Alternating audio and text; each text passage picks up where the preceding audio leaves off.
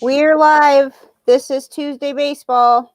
So let me tell you guys in the chat room to go ahead and push play on the video because I'm not doing Spreaker this time. So thanks for coming, Outlaw Seal. I see you. I see you, Douglas. And I don't even know how to work Spreaker, and we're looking for a new podcast host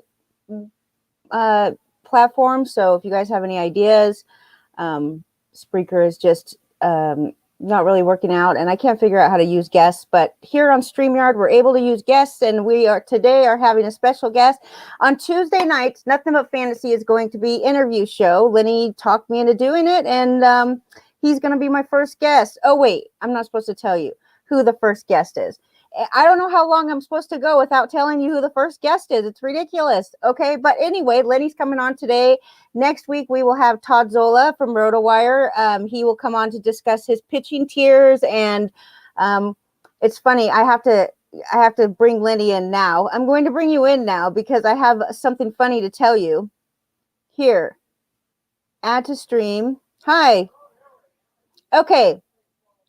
Everybody knows who you are. So anyway, here's the funny thing. I said, I want to have Todd Zola on the show because I was reading one of his articles about closers. He had put all of the closers in tiers, and he had Ryan Tepera in the number one tier. And I was like, what? That doesn't even make sense. I'm looking up his stats. I'm like trying to figure out what he sees in this guy. He's not even a closer. And so I put that on the questions, and I sent the questions to Todd, what we're going to talk about next week. And he was like, just so you know, that was a joke. And I was like, oh my gosh, Lenny. Oh, I have Lenny muted. Because Tepera got a vote for the All-Star game by accident.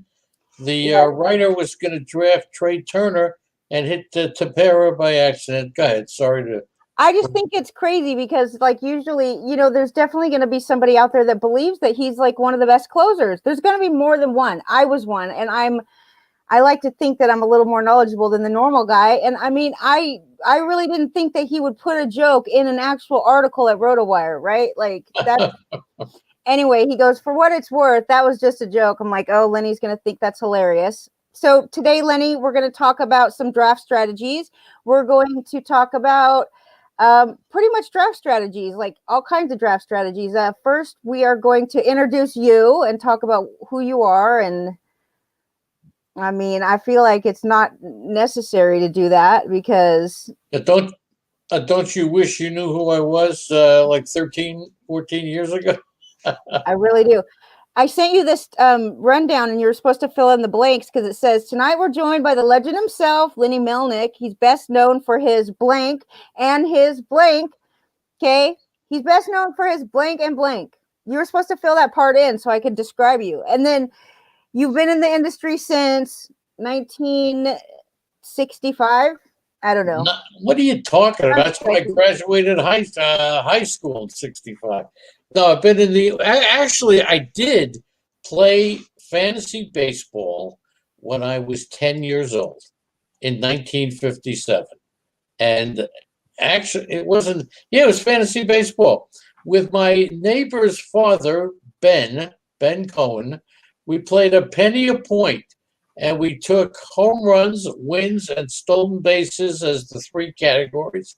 A penny a point. I remember taking Robin Roberts and Richie Ashburn and Junior Gilliam. We took mostly National League players, but we played a penny a point. And as I look back at it now, I think that may have been the first ever fantasy in history. I'm going to go ahead and mute Lenny. Let's see who's calling now. Go ahead. Oh, okay. I just mute. It's part of it. All right, can I call you back? Yes, I can call you back because you're an idiot.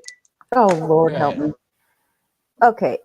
Yes. So we like free speech around here, okay? We do. But you shouldn't use the F word on my show, okay? I'm sorry. All respect. I'm the only one that gets to use the F word on this show. I'm sorry. You're right. For crying out loud. Okay. So going back to when you first started playing fantasy like for real, for expert real, right? Well, first Yes. you decided that you were going to get involved in fantasy because I'll go ahead and say this for you because this is the aspect that I find interesting. You wanted to get new customers and you felt like it was a great way to talk with customers and get to know customers, right? And same thing with, the racehorse thing, but go ahead. That's how you got started playing, right? I got started playing. My accountant was Irwin Zwilling. I would see him every year. And then he reads an article in the either Wall Street Journal or the New York Times, I forget, and it talks about rotisserie baseball league. He said, Lenny, I know you're a big baseball fan because we were kind of friendly. And he says, you want to join a league with me? Now, prior to that, I would speak to Irwin once a year to do my taxes. After that, we would talk, and this is no BS, every single day for a good 20 years, and we still talk. And that's how I got into fantasy baseball. Building my business is a different story. I joined as many fantasy baseball leagues as I could just to network with the people in the league because the camaraderie of fantasy sports is amazing. And it was then, and it should be now. For example, when we talked on the phone and talked about our teams and our trades and stuff like that, it eventually got down to what do you do for a living? These weren't my friends. I met these people in the league. And I said, I manufacture corrugated boxes. And here's what they said. They said, I use corrugated boxes. Come down to my place and I'll give you an order. Normally, Right. it would be come down to my place and give me a price. I'm telling you, it was come down. They wanted me to have the order. They wanted me to have the account. We talk about all the different reasons that people play fantasy sports, and obviously one of them is to get away from real life, to just more fully enjoy the sports that you love anyways, to compete against your friends, to keep in touch with family members or other people, to meet, and as Lenny says, to get customers, to build your business. We love all of those reasons, and Lenny, what's your number one, what's the most important thing that someone needs to do to get ready for their draft? What do you think the number one most important thing is? The number one is to understand your league. And by that, I mean, I don't care what league you're in, you have to know what your goals are. You have to know if you're in a 5x5 rotisserie style league, you have to know what you're shooting for. How many stolen bases do I need to be competitive? Not to win, to be competitive. How many home runs and so and so? What kind of earned run average do I need? To me, that's the most important thing because you have to know what you're playing for, and it's pretty easy. Even in a head-to-head league, if you go back and look at the experience of the league, you'll find out the kind of things that you should be looking at when you draft your team. So I think getting last year's stats the year before, I think that's the most important thing. Use them as benchmarks for your draft. Category targets, right? That's how we Yes. do. Yeah. I'm hearing an echo. Why do I hear that so loud? Nope. No echo. Just keep going. Okay. Something's wrong with the sound. So I think the sound is good. How about the people in the chat room? How's the sound in the chat room? I don't think they're good. Well, if they don't hear it, that's fine by me. I don't. No, there you go. You fixed it. Back up. There you go. You fixed it. Back I up. fixed it? Yes. Can you hear Okay. me? Can you hear me? Yes, I heard you before. Okay. So here we go. I'm just trying to help Outlaw in the chat room get the video. I am interested in finding out how it is on a phone, if you're using a phone, or anyway, just give some feedback.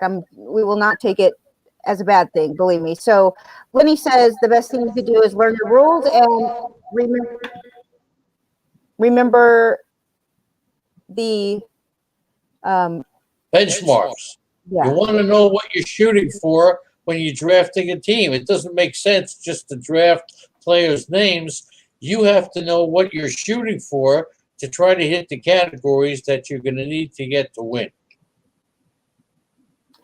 Okay. So moving on, they can hear the echo too, and I'm actually gonna put this video on hold for a second because I gotta go fix this.